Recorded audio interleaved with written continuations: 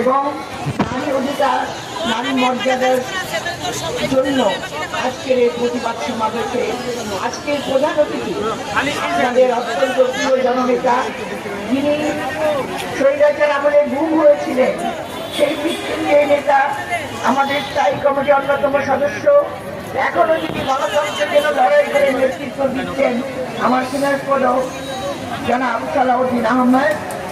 আজকে এখানে উপস্থিত আছেন আমার সদস্য সচিব, যিনি নারী ও শিশু অধিকার ফোরামের সদস্য সচিব এবং সংগ্রামী নেতা নিপুণ রায়, অ্যাডভোকেট নিপুণ রায় চৌধুরী।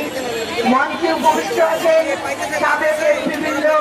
সাবেক মহিলা দলের, বর্তমান মহিলা দলের নেতৃবৃন্দ, বিভিন্ন ছাত্র দলের নেতৃবৃন্দ এবং বিভিন্ন আগত বিভিন্ন পর্যায়ের সম্মানিত আমার বোনেরা এবং ভাইরা, সাংবাদিক বোনেরা, ভাইরা, আসসালামু আলাইকুম।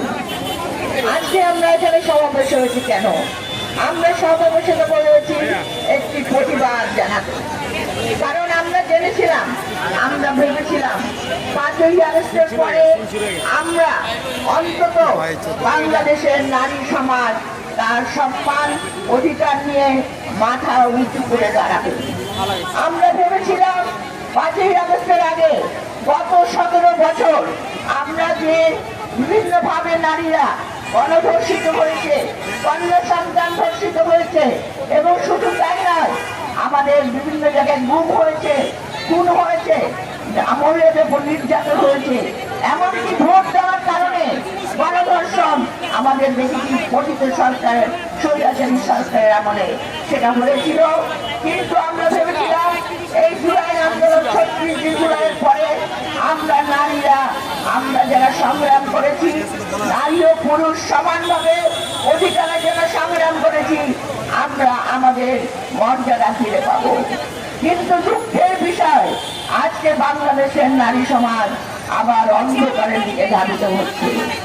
আপনারা কি জানেন 3 মাসের মধ্যে 66 জন কন্যা সন্তান ধর্ষিত হয়েছে?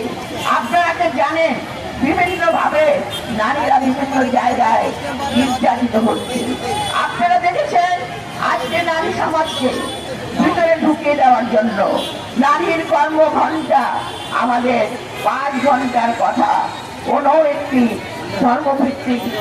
ধর্মভিত্তিক রাজনীতি করে তারা বলছেন, তারা নারীদেরকে ভিতরে ঢুকিয়ে দেওয়ার চেষ্টা করছেন। এই যে নারীরা আজকে বাংলাদেশে পেশাজীবী ক্ষেত্রে বলেন, শিক্ষায়